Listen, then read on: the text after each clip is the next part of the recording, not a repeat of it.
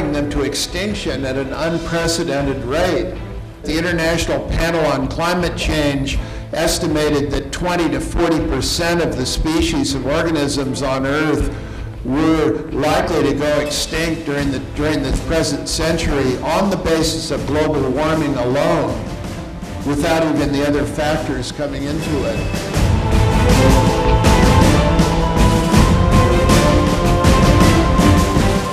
Hello, EcoWise viewers, and welcome to Planet Earth, Our Loving Home. Today's program features world-renowned botanist Dr. Peter Raven, who is a professor at Washington University, USA, and the current president of the Missouri Botanical Garden, USA. Honored as a hero for the planet by Time magazine in 1999, Dr. Raven has worked for decades to conserve the world's plant and animal species. He is highly respected and is a member of 21 different national science academies across the globe. Dr. Raven has won many prestigious awards, including the International Prize for Biology from the Japanese government and the U.S. National Medal of Science, the USA's highest scientific honor. Recently, he received the 2009 Award for International Scientific Cooperation from the Chinese Academy of Sciences for his contributions to Chinese botanical research. He is also the author of the internationally best-selling textbook, Biology of Plants. Vibrant biological diversity is a sign of ecological balance and brings tremendous benefits to humankind. Unfortunately, human activities across the globe are rapidly destroying key areas of biological richness, including rainforests, wetlands, coral reefs, and grasslands. Scientists warn that global biodiversity is in grave peril, and thus the survival of humanity is at stake. The Longyingtai Cultural Foundation's Media Tech Lecture Series featured a talk by Dr. Raven at the National Central Library in Formosa, or Taiwan, entitled, "Are We Saving Them or Ourselves? Global Action on the Rescue of Endangered Biodiversity." We now present excerpts from an interview with Dr. Peter Raven, as well as from his talk in Formosa, or Taiwan, and begin with him addressing some of the reasons why biodiversity is so important to our planet.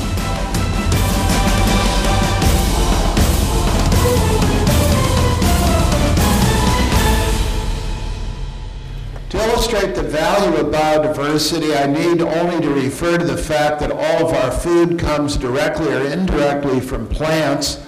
103 kinds of plants out of the 300,000 known supply about 90% of all of our food, rice being the single most important food plant in the world. For 2/3 of the people in the world, plants are directly their source of medicine, and therefore the supplies of those plants are very important. Plants are directly the source of medicine for most people in East and South Asia, for example. The benefits of biodiversity are truly immense. It protects water resources and soil, supports nutrient storage and recycling, and mitigates climate change. Organisms growing together in ecosystems provide what are called ecosystem services, such as protecting the water running off mountains, making it run off in moderate form, protecting the topsoil, providing pollinators for many of our crops, like the fruit trees that grow so beautifully in the mountains in Taiwan, like all the gourd and squash and melon crops in the world. And around coastlines, for example, coastal mangroves form breeding sites for most of the aquatic animals, and if they're removed, then not only will protection from violent weather like tsunamis be lessened, but also the breeding sites will be lost. According to the latest Red List of Threatened Species, published by the International Union for the Conservation of Nature, or IUCN, of the 47,677 species assessed, 17,291 are threatened with extinction, including 21% of known mammals, 30% of amphibians, 12% of birds, 28% of reptiles, 37% of freshwater fish, 70% of plants, and 35% of invertebrates. Human activity itself is a combination of population, levels of consumption, and the particular technologies that people choose. We may have lost tens of thousands of species out of the estimated 12 million that exist, but I think the important thing is that the rate of losing them is going up very rapidly. In the past, in the geological record, we were losing about a dozen or so per year. Over the last 500 years, since people began writing about well-known groups of organisms, we've been losing hundreds a year, and now we seem to be losing thousands per year, going up towards tens of thousands, which makes this by far the strongest level of extinction since the end of the Cretaceous period 65 million years ago, when the dinosaurs disappeared and mammals came into the ascendancy, and the whole quality of life on Earth changed radically.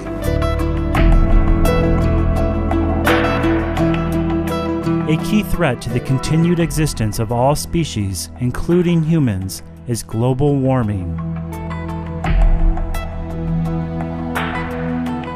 Alpine ecosystems are disappearing rapidly as the temperatures rise, so that all of that snow cover, all of the glaciers, all of the tundra up in alpine habitats is expected to be gone by the end of this century. Many more kinds of organisms that were widespread around the northern hemisphere before Middle Miocene period, in other words, before 15 million years ago, survived in Eastern Asia than they did in Europe or in North America. And in cooler habitats from the montane forest upward, in other words, from about 2,000 meters upward, Taiwan has many of those relic species. Looking at the vegetation zones and the annual temperatures there, you can see that a pretty small rise in temperatures Celsius will change the conditions radically, and that's why, looking at a map like that, I could see most of the first 3 or 4 categories of habitats disappearing by the year 2100.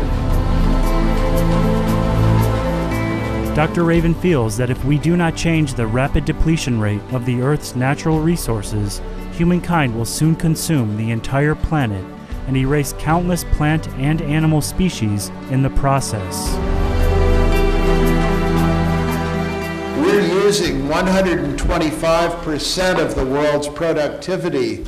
If everyone really did achieve the standard of living of the industrialized countries at the present time, which means the levels of consumption and so forth, and if we were using present technologies, it would take 3 times the productive capacity of the Earth. Dr. Raven sees logging as a huge danger to biodiversity.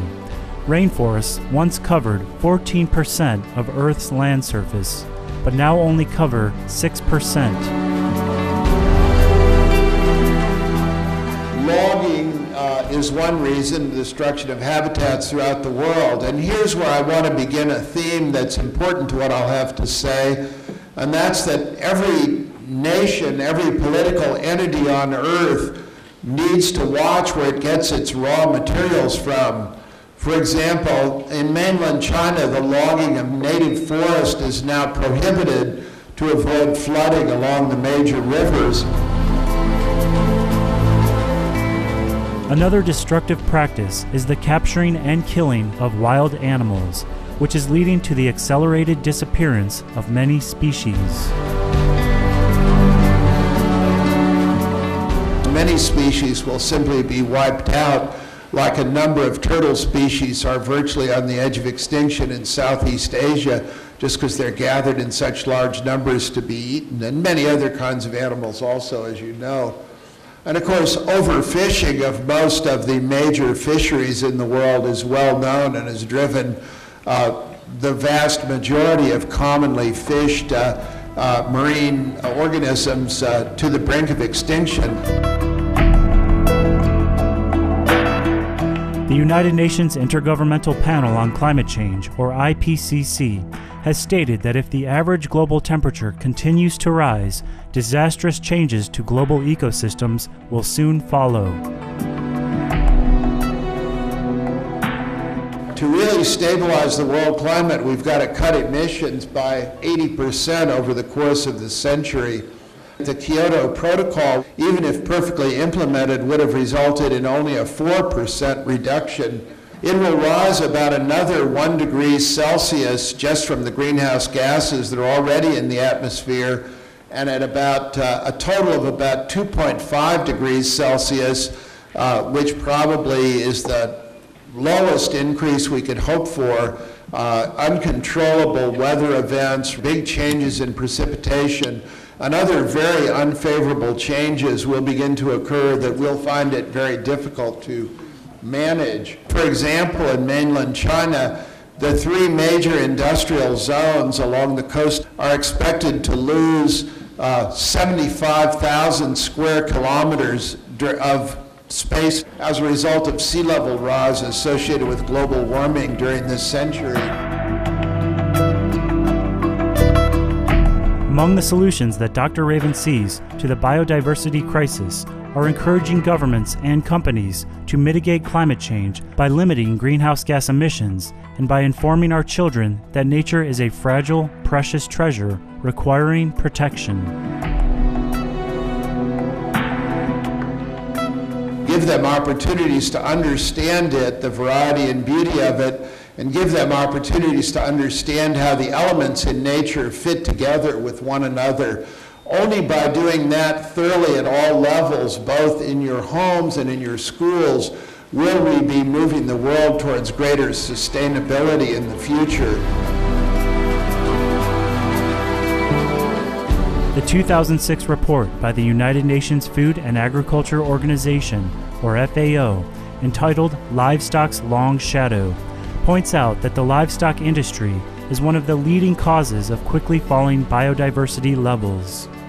The report states that the livestock industry plays a major role in almost all the serious environmental issues on the planet, including deforestation, land degradation, pollution, climate change, sedimentation of coastal areas, and water shortages, all of which have a severely negative impact on global biodiversity.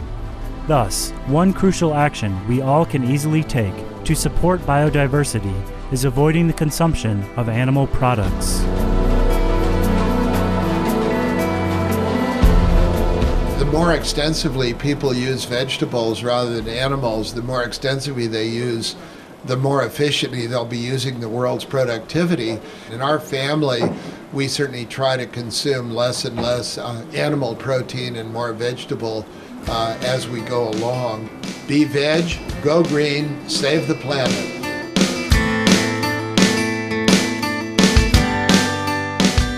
Be veg, go green, save the planet.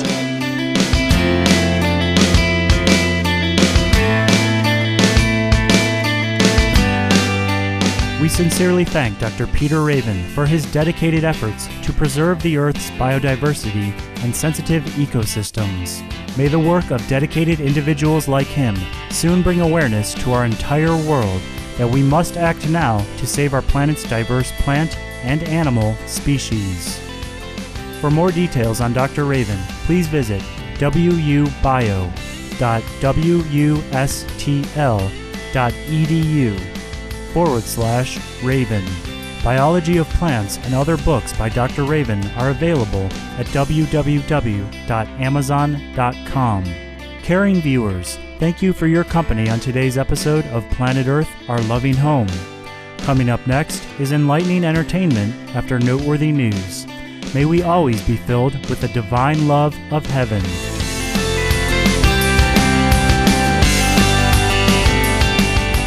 For more details, please visit www.suprememastertv.com/PE